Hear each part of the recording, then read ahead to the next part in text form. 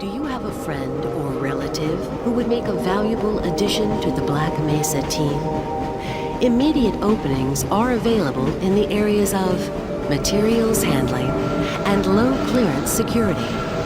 Please contact Black Mesa personnel for further information.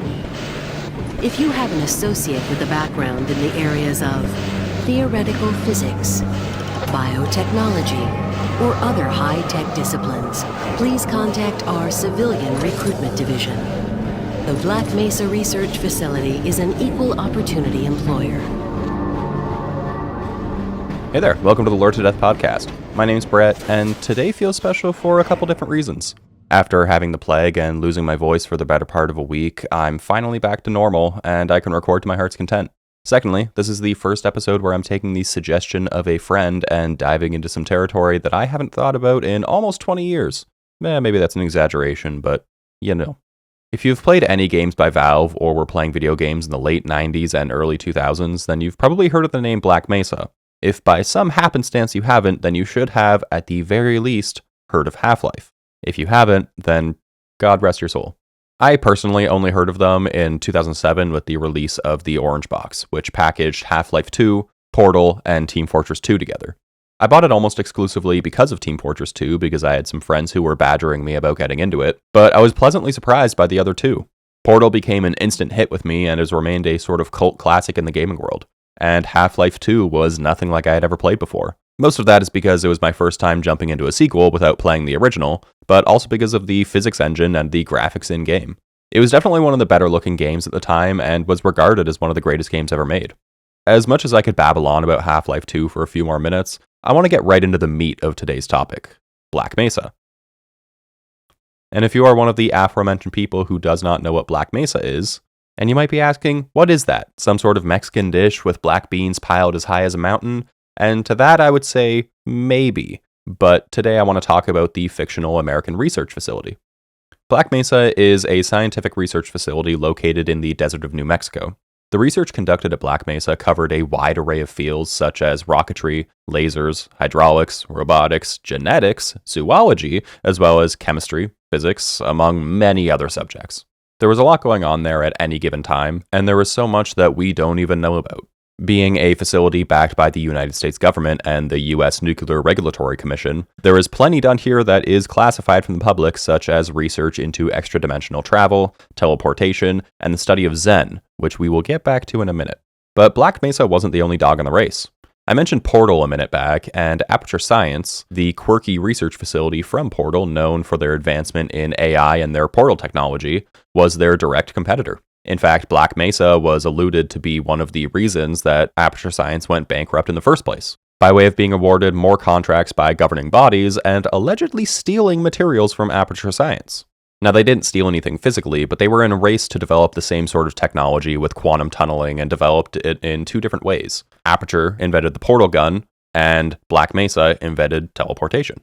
At the end of Portal, in GLaDOS's jaunty tune Still Alive, they poke fun at Black Mesa, saying, "Maybe you'll find someone else to help you. Maybe Black Mesa. That was a joke. Ha ha. Fat chance." That, along with the quote from the GLaDOS boss fight, "What's going on out there will make you wish you were back here."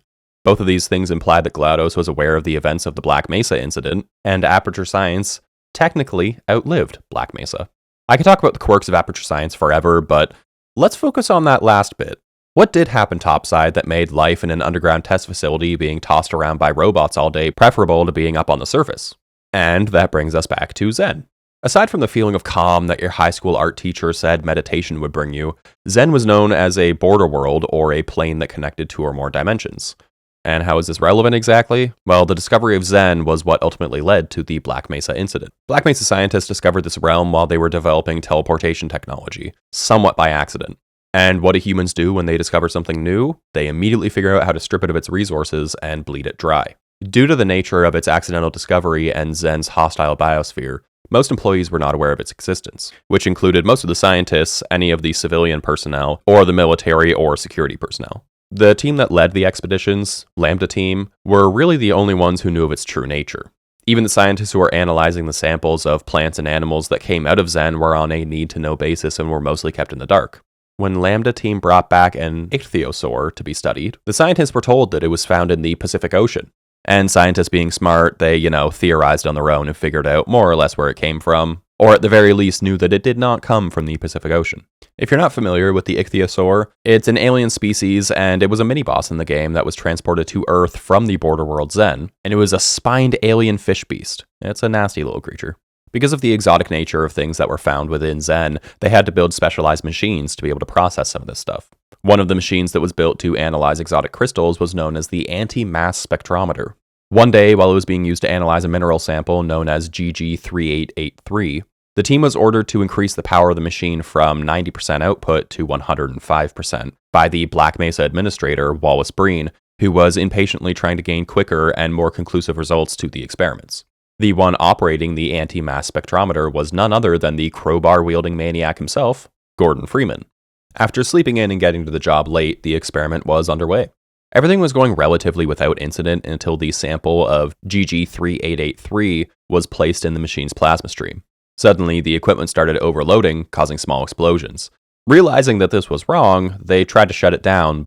Because of the explosions and whatnot, the beam ended up sweeping across the control room, killing everyone inside, and thwarted their chances at stopping the experiment before it was too late.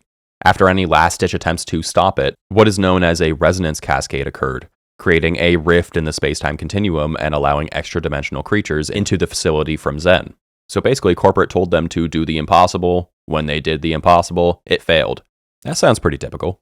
Now, we could go through the entire events of Half-Life at this point, but I'm going to keep it nice and short and sweet. I don't want to go through every single detail because it's not necessarily relevant to Black Mesa as a whole. So, long story short, the US government was called upon to help lock down the situation while scientists found a way to seal the rift. It was initially successful with military forces holding strategic checkpoints to stop the aliens from escaping the facility. In the end, there were just too many. The Xenians were able to command air superiority and thus securing dominance on the ground as a result.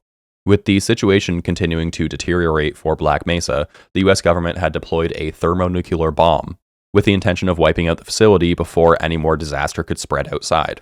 Ultimately, the bomb was detonated, destroying Black Mesa and much of the surrounding desert, ending the conflict along with all of the research and data held within Black Mesa.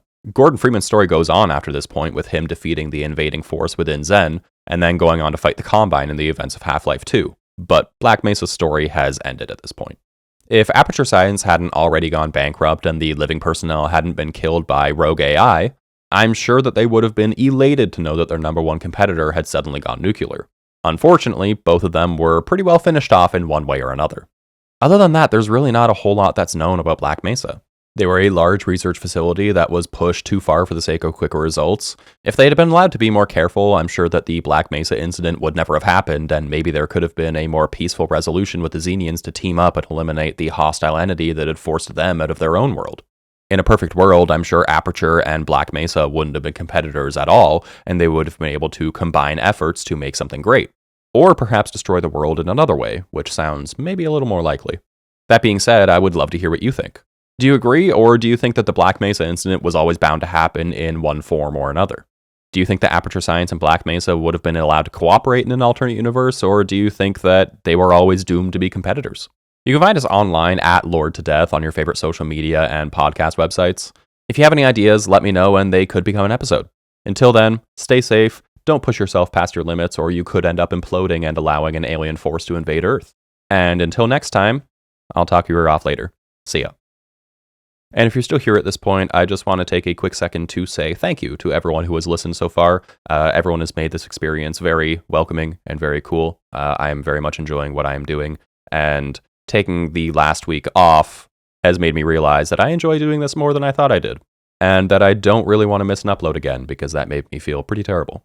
So in an effort to combat any possible shortcomings on my end where I'm not able to put out an episode in a week, I'm going to basically start compiling episodes that I have in my reserve, so to speak.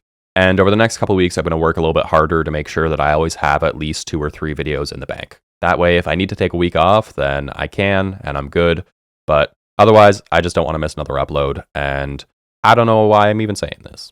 But again, thank you to everyone who has supported the show so far. I'm, again, really enjoying it. So thank you all. Stay safe. I love you. Goodbye.